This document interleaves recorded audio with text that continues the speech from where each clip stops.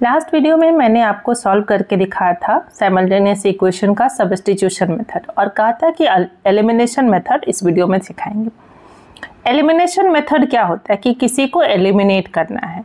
Eliminate मतलब remove करना है वहाँ से, ठीक है। तो अगर हमारे पास 2 वेरिएबल्स है x एंड y, तो इसमें से किसी एक को रिमूव करना है। तो रिमूव करने के लिए आपके पास 2 पॉसिबिलिटीज़ है। क्या 2 पॉसिबिलिटीज़ है? या तो आप इस 3 को 3 से मल्टीप्लाई कर लेंगे तो वो 9 आ जाएगा, माइनस करेंगे तो रिमूव कर सकते हैं, और नहीं तो आप इस y को 2 से मल्टीप्लाई कर लेंगे तो ये 2y हो जाएगा और सब्ट्रैक्ट करने पर ये रिमूव हो सकता है, ठीक है। तो इन दोनों में से आप कोई भी मेथड ले सकते हैं, ठीक है। चलिए यहाँ पर हम लोग क्या करते हैं कि पहले वाला जो इक्वेशन है उसको हम लोग 2 से मल्टीप्लाई कर देते हैं। 2 से मल्टीप्लाई कर देंगे पूरे इक्वेशन को, तो वो क्या हो जाएगा, हमारे पास जो इक्वेशन फॉर्म होगा वो होगा 3 2 जा 6x, है ना। 3 2 जा 6x। अगर आपको कभी लगे कि ये पार्ट नहीं समझ में आए तो आप कमेंट बॉक्स में लिख करके डाल सकते हैं, मैं आपको समझा दूंगी, ठीक है। 3 2 जा 6x प्लस ये क्या हो जाएगा 2y is equal to 22, right. अब हमारे पास क्या आ गया, जो दूसरा इक्वेशन है वो हो गया 9x plus 2y is equal to 28, ठीक है। यहाँ ये देखना है कि हम लोगों को दोनों में से सब्ट्रैक्ट करना है, तो आप या तो 1 - 2 कर सकते हैं, नहीं तो 2 - 1 भी कर सकते हैं, ठीक है। बट ये याद रखना है कि जिसको आप माइनस कर रहे हैं, निगेटिव हो रहा है, सबका साइन चेंज हो जाएगा। ये प्लस है तो माइनस, ये भी प्लस है तो माइनस, और ये भी माइनस हो जाएगा, राइट।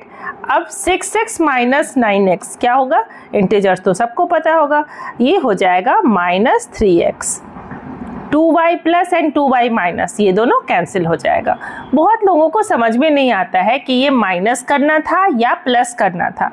देखो अब अगर हमारे पास जो यहाँ क्या देख लेते हैं हम लोग कि, चलिए ये देख लेते हैं, ठीक है। यहाँ क्या देख लेंगे कि अगर ये दोनों साइन हमारा सिमिलर है तो क्या करेंगे, सब्ट्रैक्ट। लेकिन अगर ये दोनों साइन हमारा डिफरेंट है, मान लो ये एक प्लस होता और एक नेगेटिव होता, तो हम लोग क्या करते हैं यहाँ पर ऐड, क्योंकि हम लोग को बस एक रिमूव करना है, ये याद रखना है, ठीक है।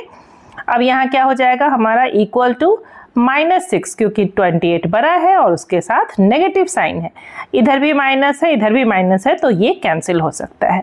अब आप क्या लिख सकते हैं, x इज इक्वल टू 6/3। ये तो बताया था लास्ट वीडियो में कि 3 यहाँ पर अगर मल्टीप्लाई हो रहा है तो इस साइड जाकर के क्या करेगा, वो डिवाइड करेगा, राइट। अब ये क्या मिल जाएगा आपको, x इज इक्वल टू 2। तो इस तरह से आपको क्या मिल गया, x का वैल्यू मिल गया। अब आपको क्या चाहिए, y चाहिए। तो इस फर्स्ट इक्वेशन में, ये फर्स्ट इक्वेशन में आप x का वैल्यू पुट कर देंगे, ठीक है, सब्स्टिट्यूट कर देंगे, ठीक है। 3x plus y is equal to 11 है हमारे पास। क्या लिख सकते हैं x के प्लेस पे, 3 × 2 plus y is equal to 11, तो y इज इक्वल टू क्या हो जाएगा, 11 - 6, राइट, इज इक्वल टू 5। तो मिल गया आपको आंसर। अब आप अपने आंसर को क्या कर सकते हैं, वेरीफाई भी कर सकते हैं। कैसे वेरीफाई कर सकते हैं, इस वैल्यू को किसी भी इक्वेशन में आप डालो तो आपका मिल जाएगा। जैसे मान लो हमारे पास 9x है, x का वैल्यू क्या है, 2 है, 9 2 जा 18, ठीक है, और 5 है ये y का वैल्यू, तो 2 5 जा 10, 18 प्लस 5 क्या, 18 प्लस 10 क्या हो जाएगा, 28। तो हो गया ना वेरीफाई।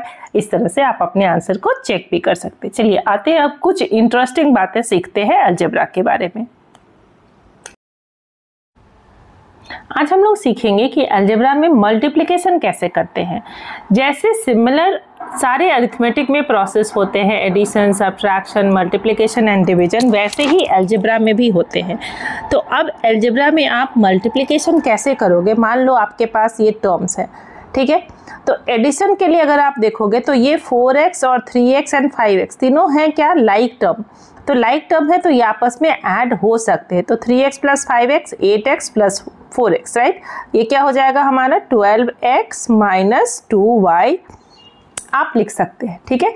अब इसको मल्टीप्लाई, पहले हम देखेंगे कि कैसे एक टर्म से मल्टीप्लाई करना होता है, और फिर देखेंगे बाद में कि कैसे उसे हम 2 टर्म या 3 टर्म से मल्टीप्लाई करेंगे, ठीक है। यहाँ हम लोग मल्टीप्लाई कर लेते हैं इसको, कुछ भी नंबर ले सकते हैं आप। चलिए 2x ले लेते हैं, ठीक है। अब 2x से अगर हम मल्टीप्लाई करेंगे 12x को तो क्या हो जाएगा हमारे पास, ये हो जाएगा हमारा 24x स्क्वायर, राइट। ये हमेशा याद रखेंगे कि जब हम नंबर को मल्टीप्लाई करते हैं, जैसे मान लो यहाँ पर फॉर मैं एग्जांपल देती हूँ आपको, x इंटू एक्स, ठीक है, तो ये x स्क्वायर हो जाएगा, राइट। यहाँ पर अगर हमारे पास है x इंटू एक्स का क्यूब, ठीक है, तो ये पावर 1 और ये पावर 1, तो ये क्या हो जाएगा, ये ऐड हो जाएगा तो x टू द पावर 4 हो जाएगा, राइट।